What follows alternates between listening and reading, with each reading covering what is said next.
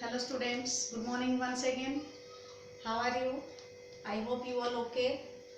And I want to tell you one thing, that you don't think this chapter is so much tough that everyone thinks anatomy of flowering plant is so tough. You don't think it's so tough. You have to create some techniques. You have to understand some techniques, and these techniques will help you to make it easy in your study. This is actually the chapter which is like mathematics. As you know, in mathematics, if you understand one any formula, then you are able to do so many sums. Here exactly, all are correlated to each other. As we are studying chapter 6, that is anatomy of flowering plants, the root have some similarity in anatomy with stem, stem have some similarity with anatomy of leaf, and the secondary growth, etc. So students, listen me carefully and remember one thing, maximum terms used in this topic is similar with that of anatomy of roots.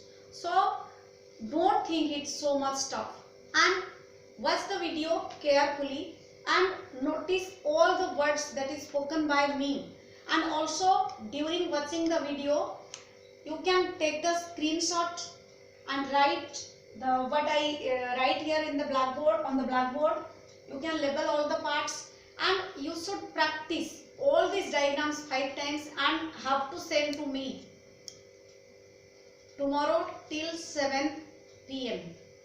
Clear students? So let's start your new topic, that is anatomy of stem. In our last class we have studied about anatomy of root, and in this class we will study about stem. So let's see what are its different parts, how they are arranged, which type of tissues are involved in this, and what is the function of each part. Okay students, so let's continue our chapter 6, anatomy of flowering plants, and today's topic is anatomy of stem. We will study about dicot stem and monocot stem. As we know, there are two type of plants are found. One is dicot and another is monocot. So here in case of stem also we will see what is the structure of a dicot stem, means internal structure of a dicot stem, and a monocot stem. So here look students, this is the diagram. I am slowly trying to teach you that you must understand this. So look at the diagram. This diagram represent your TS of dicot stem. TS means transverse section of a dicot stem. Stem is the part which we can say as branch, which makes the tree complete, which holds leaves, flowers, fruits, etc. If we got a transverse section of it, TS means transverse section, LS means longitudinal section, VS means vertical section. Here we will see the transverse section, means when we cut the stem transversely, then we see these parts inside a microscope. So first part, look at this. You can see these parts. Is it visible to you students? This is called epidermal hairs. You must think, ma'am had told us that root bear hairs, here stem bear hairs. Yes, stem bear hairs. That is called trichomes. You know about it. Trichomes are also the root hairs that arise from stem. So these root hairs we can say as epidermal hairs. Why these are called epidermal hairs?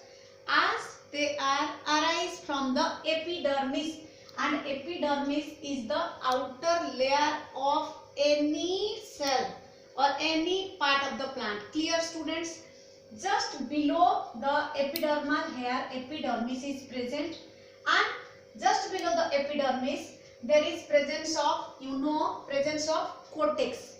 Here I have not write cortex because you know that cortex is consist of parenchymatous, thin parenchymatous cells. But above the cortex there is presence of cholenchymatous cells, which is a part of hypodermis. Here another term comes, your hypodermis.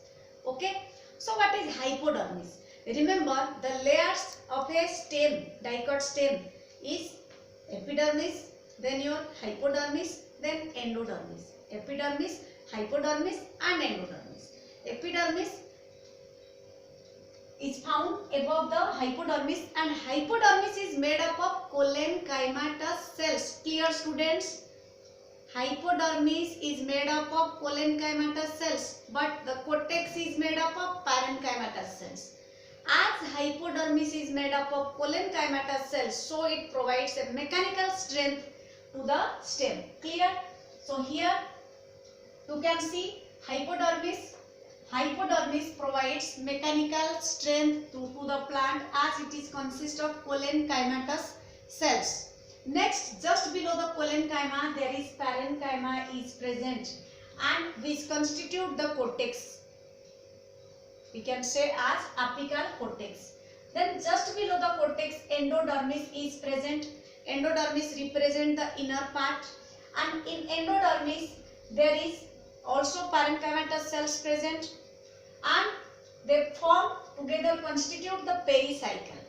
Pericycle is the circular portion that found below the endodermis, and inside pericycle there is some ground substances are present which are made up of again parenchymatous cells. Next, just below it phloem is present, and below it xylem is present. Means phloem above and xylem below. This form vascular bundle. So phloem and xylem present vascular bundle.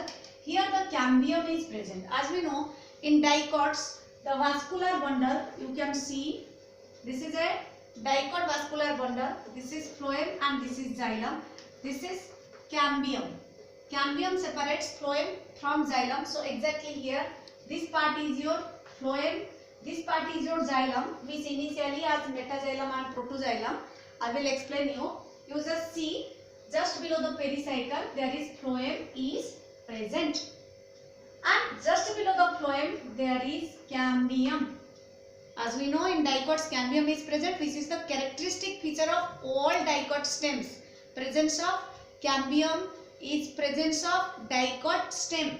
Means here it shows what type of vascular bundle? Conjoined open type of vascular bundle.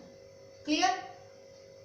Next is metaxylem. You can see, look at this. This is so much important. Here is the metaxylem. Above is the just below the cambium. Here is metaxylem, and here is protoxylem, and this is pith. If this is outside, then it comes to inside. Same process is start. So pith is the inner small circular structure in the stem. Just above pith, protoxylem is present. Remember, when I have teach you about stem, when protoxylem is towards center and metaxylem is towards periphery, you can see the protoxylem is towards pith. Pith means center. So protoxylem is towards center and metaxylem is towards periphery, means away from the center. This type of arrangement shows endarched type of arrangement of vascular bundle. Clear? So metaxylem and protoxylem further go through secondary development or secondary growth and form as xylem. So this is phloem, this is xylem, this is cambium, forms the dicot stem. Next I have told you this is pith. Pith is the circular, small circular part present in the central part of the stem or root. Clear? So these are the parts. If I show you another diagram of same TS of dicot stem, then you can see epidermal hair as in this diagram. Then this is epidermis, the outer layer. Just below the epidermis there is hypodermis. Here I want to say you another thing, that here epidermis is not only made up of only parenchymatous cells, it is also made up of sclerenchymatous cells, which is either made up of fibers or sclerids. It also provides the strength or rigidity to the stem. Next, just below the epidermis, hypodermis is present. As I have told you in this diagram, hypodermis is consist of collenchymatous cells which provides mechanical support. Next is your parenchyma. As we know, parenchyma tissue is present in the cortex. This portion you can see is the cortex region. This portion is your cortex region. Look at this. So here parenchymatous tissue is arranged having a little intercellular space between them. Next layer is your endodermis. Next layer that come is your, you can see this. This is endodermis. Next comes is your pericycle. Like here, same the diagrams. Both the diagrams are same, representing the TS of stem. But here you can easily identify the different parts of the stem. Next, after pericycle, there is vascular bundle is present. We know vascular bundle is consist of phloem and xylem and separated by cambium. Next, after vascular bundle, here the space between two adjacent vascular bundles, you can see this. Here is medullary ray present. Its function is during secondary growth, medullary ray divides or cuts the xylem from phloem from the center. Clear? Medullary ray during secondary growth cuts the xylem from phloem during secondary development. Okay students, next is your pith. You can see this is pith, which is the central part of the stem. So this is a dicot stem. Next is your monocot stem. Like root, there is no difference, so much difference between monocot root and dicot root. In case of stem also there is not so much differences. Here you can see the outer layer is epidermis. As we know, the outer layer is epidermis, which is consist of parenchymatous cells. Then next is your hypodermis, which is made up of collenchymatous cells. Then as it is made up of collenchymatous cells, so it provides mechanical support or mechanical strength. Then you can see vascular bundles. As we know, in monocot stem, vascular bundles are scattered, means they are not joined together by the help of cambium or by the help of medullary ray. They just scattered inside the stem. Next, this part is your phloem and this part is your xylem. The part above is phloem and the part below is called xylem. Next is, this is ground tissue, which is formed by the parenchymatous cells, or we can say it as ground material. Same, if we see another diagram, this also represents the monocot stem. This is clear. You can see the outer circle here. This is circular in shape. This portion represents the epidermis. This portion represents the epidermis. Then just below the epidermis, here is the part that is your hypodermis. Next is vascular bundles which are scattered. Next is your ground tissue. So this is your anatomy of dicot stem and monocot stem. You can see the diagrams and the difference. Here we notice, we can see, you can take the screenshot and write the differences between them and what is the difference in dicot stem and monocot stem.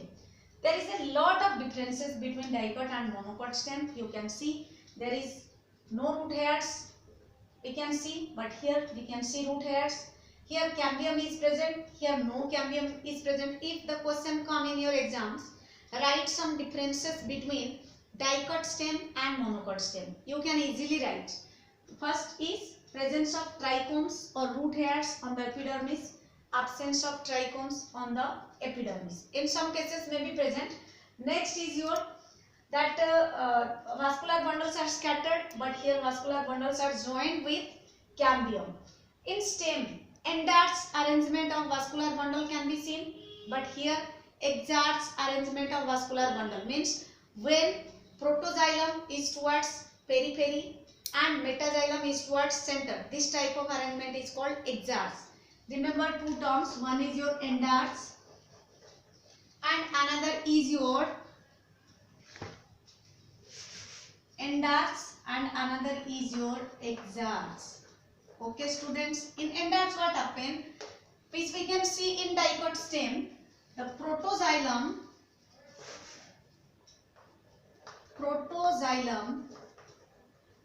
is towards center, or we can say as towards pith. As we know, pith is the central part of the cell or stem, so protoxylem is towards center or pith, and metaxylem is towards periphery. Metaxylem is towards periphery. So this type of arrangement main difference between a dicot stem and dicot stem and monocot stem. That is, Endar's arrangement of vascular bundles means protoxylem is towards center and metaxylem is towards periphery. Another is your exarchs. In exarchs, what happen? It's vice versa, means protoxylem is towards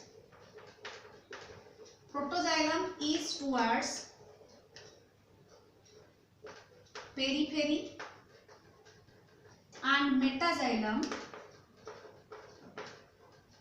is towards center. Okay students, this is the main difference between dicot stem and monocot stem. There is no much differences between them. So for today, this is all about your TS of monocot and dicot stem.